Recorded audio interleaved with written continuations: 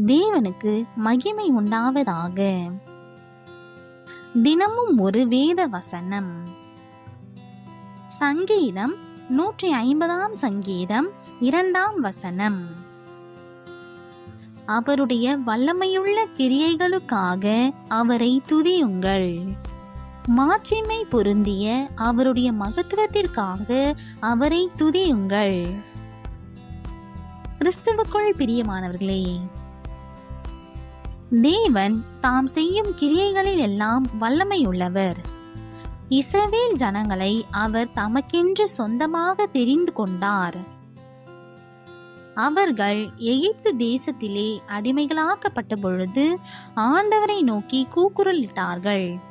கர்த்தர் அந்த கூக்குரலை கேட்டு தமது வல்லமையுள்ள கரத்தை நீட்டினார். பற்பல அற்புதங்களை செய்து பார்வோனும் அந்த ஜனங்களும் தம்முடைய வல்லமையை அறியும்படி செய்தார்.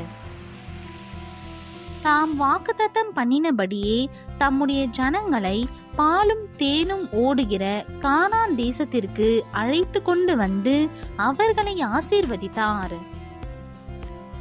இன்றும் தம்மை நம்புகிற ஒவ்வொருவரையும் அதே வண்ணமாக ஆசீர்வதிக்க அவர் தமது கிரியைகளில் வல்லமை உள்ளவராகவே இருக்கிறார்.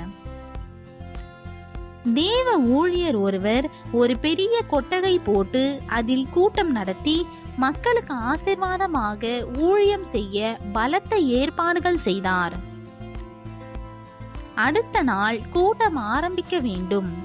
முந்தின நாள் மாலை ஒரே காற்றும் மழையும் அடித்ததினால் கஷ்டப்பட்டு செலவழித்து உருவாக்கிய கொட்டகை அப்படியே கீழே சாய்ந்து விட்டது. தேவ ஊழியர் சோர்வடைந்தார். பணமில்லையே, நாளைக்கு கூட்டம் நடத்த என்ன செய்வது என்று மனைவியிடம் கூறி கவலைப்பட்டார். மனைவியும் தேவ ஆவியினால் நிறைந்திருந்தபடினால் கர்த்தருக்குள் தைரியமாக, ஒன்றும் கவலைப்படாதிருங்கள், கர்த்தர் தம்முடைய வல்லமையினால் அவர் நாமத்தை மகிமைப்படுத்த நினைத்த காரியத்தை நிச்சயமாக செய்து முடிப்பார் என்றார்கள். அவருக்கு ஆச்சரியமாயிருந்தது. அதே போன்று அடுத்த நாள் மாலை வந்தது. மழை, காற்று யாவும் நின்றது. மக்கள் திரளாக வந்தனர். கூடாரம் ஏதுமின்றி கொஞ்சம் விளக்குகளை மட்டும் போட்டு கூட்டத்தை நடத்தினார்கள். திரளான மக்கள் வந்து தேவ வல்லமையை பெற்று மகிழ்ந்தனர்.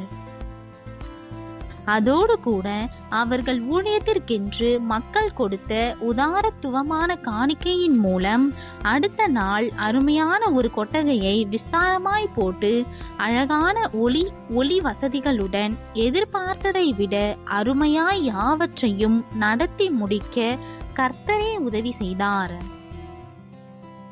அன்பானவர்களே, நீங்களும் கூட சோர்ந்து போய் இருக்கிறீர்களா? எல்லாவற்றையும் கர்த்தர் நன்மையாக மாற்றி சகல காரியங்களையும் தம்முடைய வல்லமையினால் அழகாய் செய்து முடிப்பார் என்பதை விசுவாசித்து அனுபவித்து பாருங்கள். இன்றைய நாளுக்கான ஜெபம்.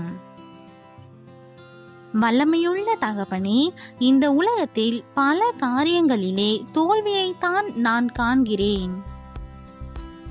ஆனால் உம்மை பற்றி கொள்ளும் பொழுதோ எவ்வளவு அழகாக உம்முடைய வல்லமையினால் முடித்து தருகிறீர் என்பதை அறிந்து கொள்ளும்படி கிருபை செய்ததற்காக ஸ்தோத்திரம்.